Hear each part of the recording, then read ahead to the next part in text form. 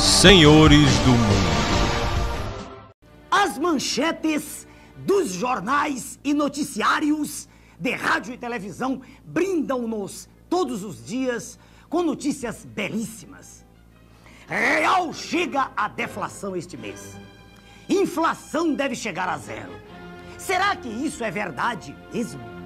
Será que está havendo mesmo estabilização? A inflação é um processo em que os preços vão aumentando progressivamente em função de diversos fatores.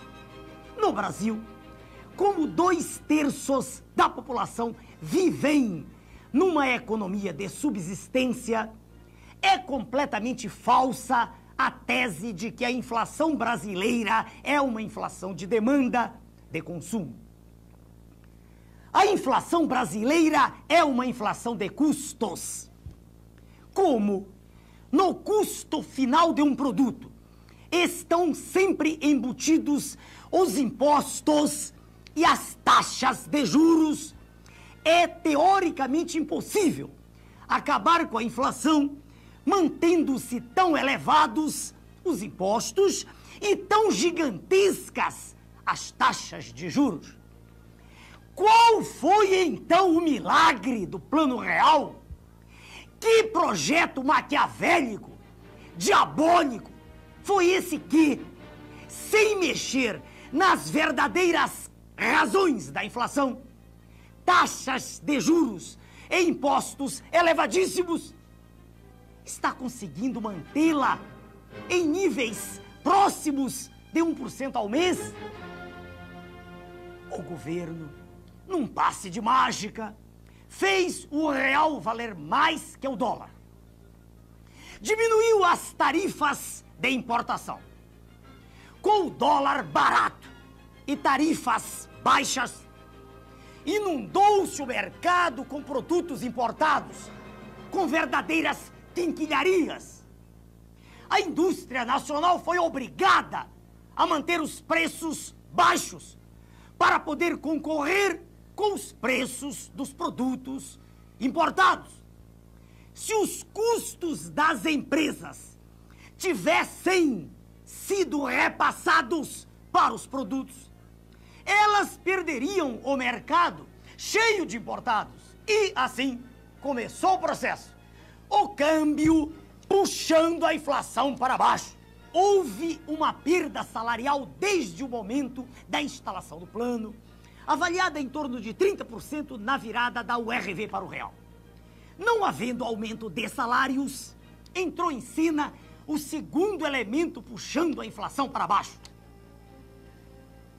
Com as taxas de juros mantidas no alto, ficou quase impossível para os agricultores o pagamento dos empréstimos contraídos.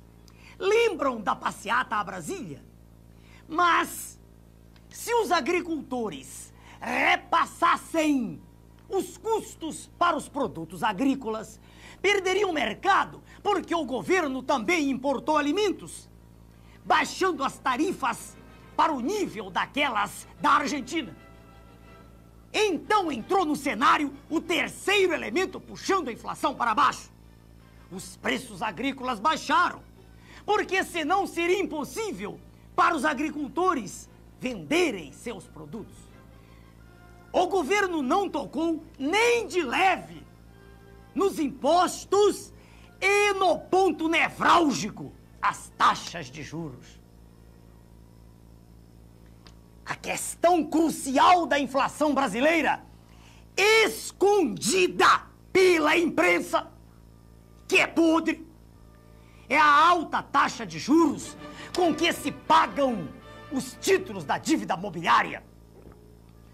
Pagando-se juros de 2,5% ao mês sobre 80 bilhões, com B de bravo, bilhões de dólares, chega-se à cifra espantosa de 2 bilhões de dólares ao mês. São cerca de 65 milhões de dólares por dia. São quase 3 milhões de dólares por hora. Estes números são astronômicos. Se o senhor ganha R$300 por mês, bem mais que um salário mínimo, o senhor precisaria trabalhar apenas 833 anos para ganhar o que o Brasil paga em 1 hora de juros, somente juros.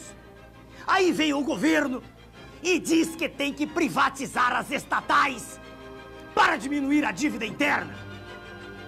Acontece que já se venderam inúmeras estatais, incluindo-se 2 gigantes, a Companhia Siderúrgica Nacional e a Usiminas, e a dívida interna vem crescendo.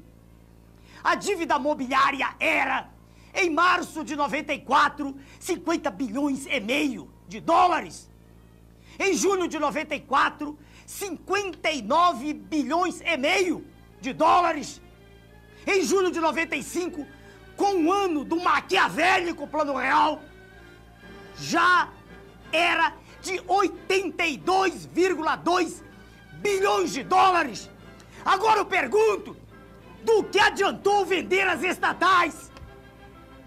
Vender a Celsa do Espírito Santo por 250 milhões de dólares, que serviram para pagar 3 a 4 dias de juros.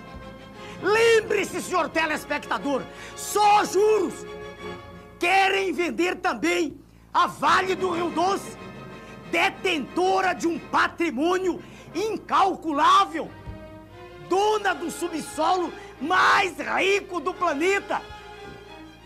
Querem vendê-la por 7 bilhões de dólares, o que dá para pagar 3 meses de juros. Veja, senhor telespectador, somente juros. Estão vendendo, entregando, dando de mão beijada toda a riqueza que é de nossos filhos, de nossos netos, e a dívida só aumentando. O plano diabólico conseguiu também quebrar os bancos estaduais. E lá vão o Banerj, o Banespa e outros que não conseguem pagar os juros. Sempre os juros. Querem privatizar até a Previdência, dizendo que ela dá prejuízo. Mas isso também é mentira.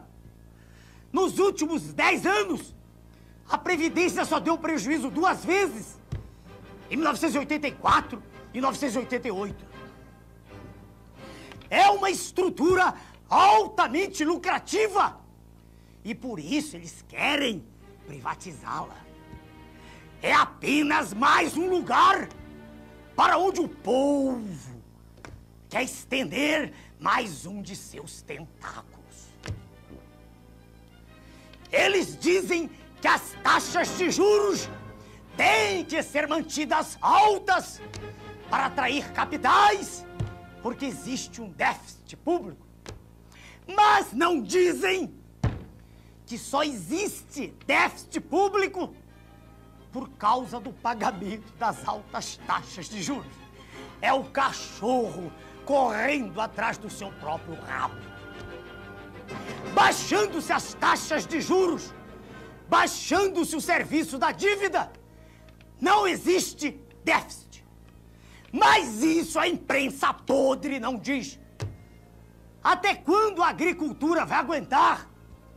E a próxima safra já será menor. Até onde as diversas classes trabalhadoras vão suportar as perdas salariais? Até que nível vão fazer descer a atividade industrial? Quantos milhões a mais de pessoas estarão desempregadas? Já são cerca de 10 milhões de desempregados. Segundo o levantamento realizado em várias fontes pelo ilustre professor Marcos Coimbra, conselheiro e perito de economia da Escola Superior de Guerra e membro do nosso partido. E o senhor comerciante, até quando vai aguentar? O senhor que ganha um salário mínimo, que sempre ganhou apenas para comer, comendo mal. O senhor é capaz até de jurar que está tudo bem. Porque o seu dinheiro, que se volatilizava antes do plano, aparentemente agora rende na sua mão. Isso é verdade. Mas o que o senhor não sabe, porque eles não deixam o senhor saber, é que a situação atual está sendo artificialmente mantida. Mais à frente, o plano vai estourar com certeza. Não dá para dizer em que momento isso vai ocorrer. Eles já quebraram a agricultura, criaram uma inadimplência monstruosa. Vejam os senhores a que nível absurdo chegaram os títulos protestados, as concordatas e as falências. Não por culpa dos devedores, mas pela impossibilidade absoluta de quem trabalha, de quem produz, concorrer com a agiotagem institucionalizada pelo governo e aplaudida pela imprensa, que é podre. O plano é destruidor, cínico e desumano. Destruidor porque está deteriorando toda a atividade produtiva do país. Cínico porque se apresenta como a salvação, quando na verdade está levando nossa terra para o abismo. Desumano porque, à semelhança do que estão fazendo com a Argentina, com o México e toda a América Latina, faz crescer em todos os cidadãos a falta de confiança no trabalho, no governo, nas pessoas e no futuro da nação. Esta é a verdade sobre o plano real. Meu nome é Ernest.